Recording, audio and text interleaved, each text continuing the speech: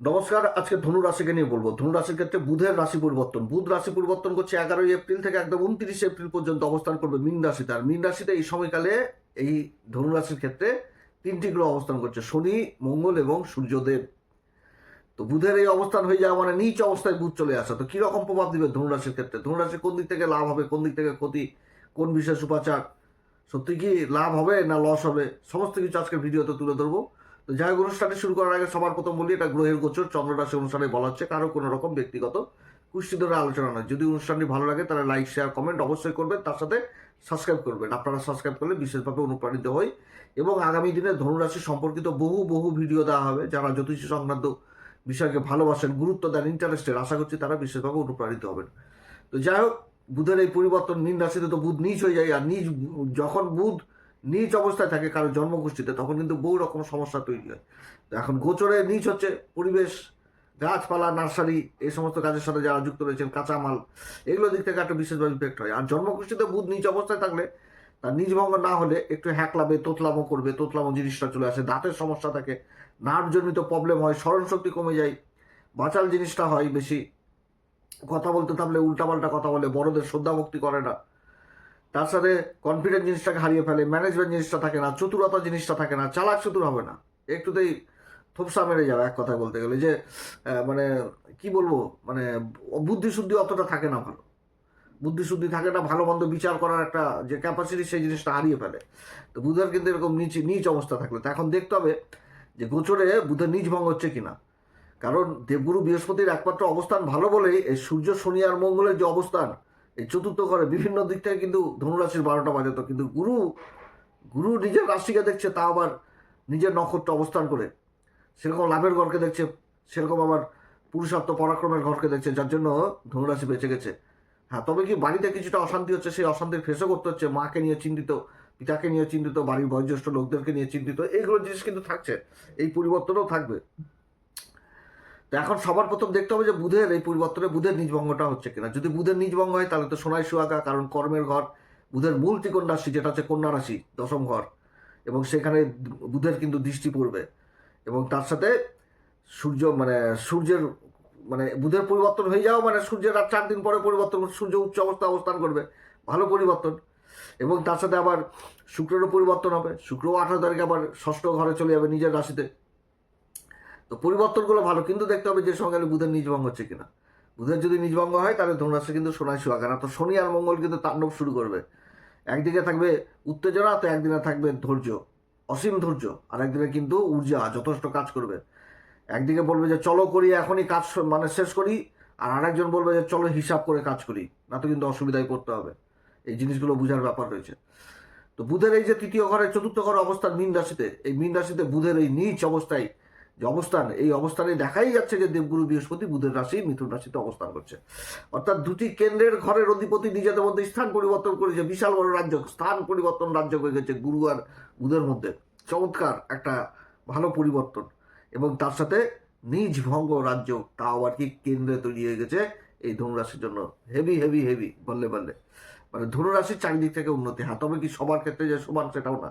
অনেক দাদা দিদি ভাই বোনদের জন্মকুষ্ঠিতে কিন্তু আবার বুধের নিজ ভঙ্গ নাই, তখন কিন্তু অসুবিধা তো পড়তে হবে। তো আমি বছরের শুরুতে বলেছিলাম যে ধনুরাশির ক্ষেত্রে দুটি গ্রহকে বিশেষভাবে প্রভাব দিবে, একটি হচ্ছে রাহু আর একটা হচ্ছে সূর্যদেব। রাহুকে ঠিক করতে গেলে সরস্বতী যন্ত্র, আর সূর্যদেবকে ঠিক করতে গেলে একদম লাগবে সূর্য যন্ত্র। এই দুটি যন্ত্র কিন্তু কবজের মতন কাজ করবে।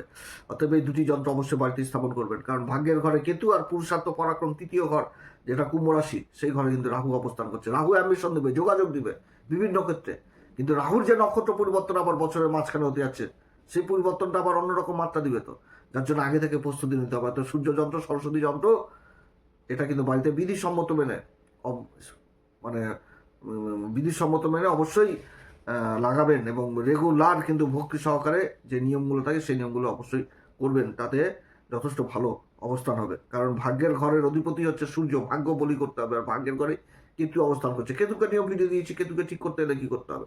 এবার বুধ, বুধ এখানটাতে চলে আসা মানে মঙ্গল, শনি আর সূর্য, আর তারপর আবার বুধ চলে আসলো, তাহলে বুধের এখানটাতে কি হবে, ম্যানেজমেন্ট ক্ষমতাটা দারুণ হয়ে যাবে সময়কালে। শনি আর মঙ্গলের মধ্যে যে একটা অস্থিরতা, শনি মঙ্গলের জুতিতে কি হচ্ছিল, যে একটা যেরকম গভীর স্বভাব আসছিল, তো কাজকর্মের দিক থেকেও একটা যে একটা ভিতরে ঝড় বয়ে যাওয়া একটা মানে এক সময় চলে আসছে অধৈর্য ভাব, এক সময় চলে আসছে আবার ধৈর্য ভাব। মানে কি বলবো আমি এই জায়গাটাতে, যে ভিতরে কিন্তু একটা বিশাল ঝড় বয়ে যাচ্ছিল এই ধনুরাশির, সেই জায়গাটাকে একটা ম্যানেজমেন্ট দিয়ে সেই গতিকে সঠিকভাবে নির্দেশ করে কর্মক্ষেত্রে উন্নতির যে জিনিসটা কিন্তু নিয়ে আসছে বুধের পরিবর্তন।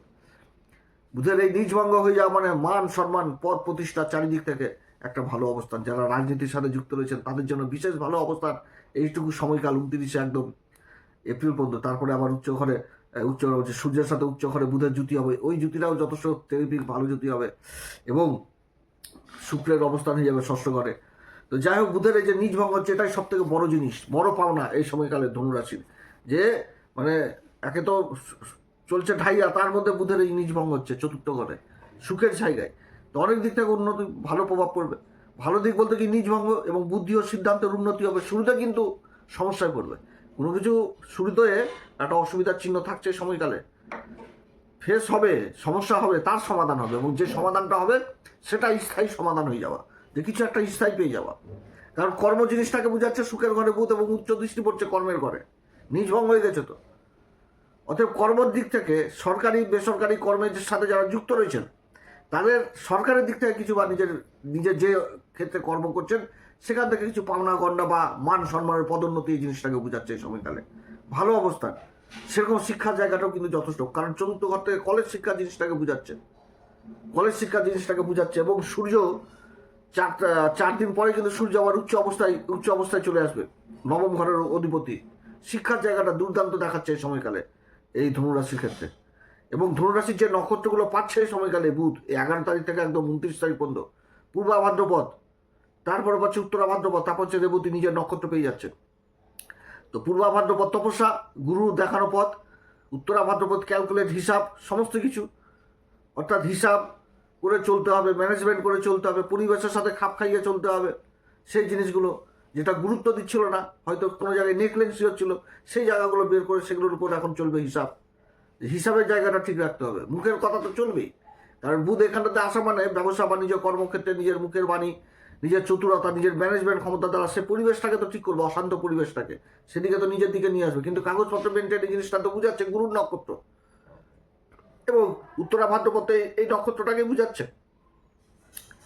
কারণ পূর্বা ভাদ্রপদ নক্ষত্র মানে তপস্যার নক্ষত্র, অজয় এক পথ, অর্জুন তপস্যা করেছিল এক পায়ে দাঁড়িয়ে থেকে, তো তপস্যা করে তো তারপরে আশীর্বাদ পাওয়া, সেই জিনিসটা বোঝাচ্ছে যে কর্মক্ষেত্রে কোনো কাজ করতে গেলে এই সময়কালে যে নিয়ে তোমার যদি জ্ঞান না থাকে তাহলে ভালো অভিজ্ঞ লোকের পরামর্শ নিতে হবে, তোমাকে নিতে হবে, তারই পরামর্শ। অর্থাৎ এই সময়কালে কর্মক্ষেত্রে কোনো ভালো ব্যক্তির সাহায্য পেয়ে যাওয়া, যার জ্ঞানের দ্বারা তুমি নিজের কর্মক্ষেত্রে মান সম্মান পাওয়া। এই সময়কালে বসের সাথে যে সম্পর্কটা খারাপ হচ্ছিল সেই সম্পর্কের উন্নতি হয়ে যাওয়া, এগুলো জিনিস বোঝাচ্ছে কর্মক্ষেত্রে। এছাড়া যারা ব্যবসায়িক মাইন্ডেড রয়েছেন, যারা রিয়েল এস্টেটের কাজের সাথে যুক্ত রয়েছেন, জায়গা জমি কাজের সাথে যুক্ত রয়েছেন, সেই কাজগুলো যথেষ্ট ভালো উন্নতি হয়ে যাওয়া, বড় টেন্ডার জীবনে পেয়ে যাওয়া। যারা জায়গা জমি সংক্রান্ত কোনো টেন্ডারের কাজের সাথে যুক্ত রয়েছেন সেখানে টেন্ডার লাভ করে যাওয়া, বিদেশি প্রজেক্ট লাভ করে যাওয়া। যারা পার্টনারশিপে ব্যবসা বাণিজ্য করছেন তাদের দিক থেকে উন্নতি হয়ে যাওয়া। যারা কথাবাচক হিসাবে কাজ করছেন, বাণী সংক্রান্ত ম্যানেজমেন্টের কাজ করছেন, মার্কেটিং ফিল্ডে রয়েছেন, মিডিয়া ফিল্ডে রয়েছেন, সেদিক থেকে উন্নতি হয়ে যাওয়া। সন্তান যে কর্ম করবে সেই কর্মে বিশেষ উন্নতি হয়ে যাওয়া। বাড়িতে একটা শান্তির পরিবেশ তৈরি হয়ে যাওয়া, যেটা অশান্তি গরমাগরমি চলছিল সেই জায়গা ঠিক হয়ে যাওয়া। হ্যাঁ, মায়ের সাথে মতান্তর থাকলেও মায়ের সাপোর্টও পাবে সময়কালে, যেহেতু নিজভঙ্গ হয়ে যাচ্ছে, এবং পিতার জায়গাটাও যথেষ্ট ভালো হয়ে যাওয়া, পিতার সাপোর্টও পাবে এই সময়কালে। এগুলো জিনিস কিন্তু বুঝাচ্ছে এই সময়কালে ভালো অবস্থা। তবে খারাপ দিকটা কি, যে খারাপ দিক বিশেষ করে মনে রাখতে হবে নিজের মুখের বাণী, চঞ্চলতা, অস্থিরতা, এগুলো থেকে কিন্তু মানে এখনই চাই, এখনই লাগবে, এখনই করতে হবে আমাকে এই জিনিসটা, এই যে একটা উত্তেজনা প্রভাব, এই প্রভাব থেকে কিন্তু দূরে থাকতে হবে, এবং নিজের মুখের বাণীর দিক থেকে কিন্তু দূরে থাকতে হবে, না তো কিন্তু হওয়া কাজ বিগড়ে যাবে। কারণ মঙ্গল একদিকে ঊর্জাটাকে ঠিক করে লাগাতে হবে, শনি ধৈর্য, আর বুধ হচ্ছে কি ম্যানেজমেন্ট। তো নিজের মুখের কথার দিক থেকে কিন্তু সাবধান ধনুরাশি, যখনই কথা বলতে হবে তখনই কিন্তু মিষ্টতার সাথে কথা বলতে হবে, এমন কথা বলতে হবে যে মুখ দিয়ে 100 গ্রাম চিনি বার করে কথা বলতে হবে, এত মিষ্টি কথা বলতে হবে। তাহলে বুধের পরিবর্তন অনেক দিক থেকে কিন্তু লাভবান হবে এই সময়কালে ধনুরাশি। নিজের দায়িত্ব কর্তব্যকে পূরণ করতে পারবে, সরকারি বেসরকারি কর্মক্ষেত্রে মানে একটা শ্রেষ্ঠ সময়। তার সাথে ব্যবসায়িক যারা করছেন তাদের জন্য শুভ সময়। কর্মক্ষেত্রে নিজের পরিশ্রম, অক্লান্ত পরিশ্রম, নিজের পরাক্রম, মনোভাব, সফলতার চরম শিখরে নিয়ে যাবে এই ধনুরাশিকে। মান, সম্মান, পদ প্রতিষ্ঠাা এই ঢাইয়ার মধ্যেও পাবে। রাশি পরিবর্তন যোগ গুরুর সাথে, স্থান পরিবর্তন যোগ, কেন্দ্র মানে এই যে জিনিসটা হচ্ছে, এই যোগটাকে এক কথায় বিভৎস যোগ, যেটাকে কমল যোগ বলে, এক কথায় পদ্ম যোগ বলে এই যোগটাকে। সেই যোগটাই তৈরি হচ্ছে ধনুরাশির ক্ষেত্রে। এই যোগের একটা বিশেষ মাহাত্ম্য রয়েছে, বিশেষ মাহাত্ম্য। কেন্দ্রে যতগুলো গ্রহের অবস্থান হচ্ছে, মানে যেদিক দিয়ে যাক সেদিক দিয়ে 4টি গ্রহের অবস্থান হয়ে যাচ্ছে। আর 4টি গ্রহ কেন্দ্রে থাকা মানেই সেই যোগটাকে তৈরি করে ফেলে। এত সুন্দর যোগ। যখনই সূর্য বেরোবে তখনও 4টি গ্রহ থাকছে। আবার সূর্য না বেরোলেও, মানে বুধ না ঢুকলেও 4টি গ্রহ থাকছে, তখনও কমল যোগটা তৈরি হচ্ছে। তো অবস্থান ভালো, এগুলো যোগ আশা করছি। যাই হোক, তো অবস্থান ভালো এই ধনুরাশির ক্ষেত্রে। তো এই সময়কালে কোন উপাচার করবে? প্রত্যেকদিন বলে আসি হনুমান চল্লিশা, বজ্রংবান, শ্রীরাম সীতা প্রণাম মন্ত্র সহকারে পাঠ করবেন। তবে এই সময়কালে যে বুধের নিজভঙ্গ, নার্সারি কাজের সাথে যারা যুক্ত রয়েছেন তাদের জন্য যথেষ্ট ভালো। কাঁচামালের ব্যবসার সাথে যারা যুক্ত রয়েছেন তাদের জন্য যথেষ্ট ভালো অবস্থান হতে যাচ্ছে। রিয়েল এস্টেট, জায়গা জমি, এগুলো কাজে যথেষ্ট ভালো হবে। খাবার দাবারের কাজের সাথে যারা যুক্ত রয়েছেন সেই জায়গাগুলো যথেষ্ট ভালো হবে। মোট কথা যেটা হবে সেটা স্থায়ী হবে। কিন্তু যখন এই বুধ বেরিয়ে চলে আসবে তখন কিন্তু আবার বিশেষভাবে খেয়াল রাখতে হবে, কারণ মঙ্গল আর শনি থাকবে। তবে গুরুর অবস্থান যথেষ্ট ভালো। যে কোনো কাজ করতে গেলে পিতামাতার আশীর্বাদ অবশ্যই নিতে হবে। 7 বছরের নিজের কন্যাদেরকে বিশেষ স্নেহ করতে হবে। গণেশজির বিশেষ আরাধনা করতে হবে। গণেশজিকে দুর্বার্পণ করতে হবে, তাহলে যথেষ্ট ভালো। আর দিকে হনুমান চল্লিশা, বজ্রংবান, শ্রীরাম সীতা প্রণাম মন্ত্র সহকারে পাঠ করবেন। আপনারা সবাই ভালো থাকেন। এরপর আবার আসবে একটি নতুন পর্ব নিয়ে। যদি অনুষ্ঠান ভালো লাগে তাহলে অবশ্যই লাইক, শেয়ার, কমেন্ট এবং সাবস্ক্রাইব করবেন। নমস্কার, ধন্যবাদ।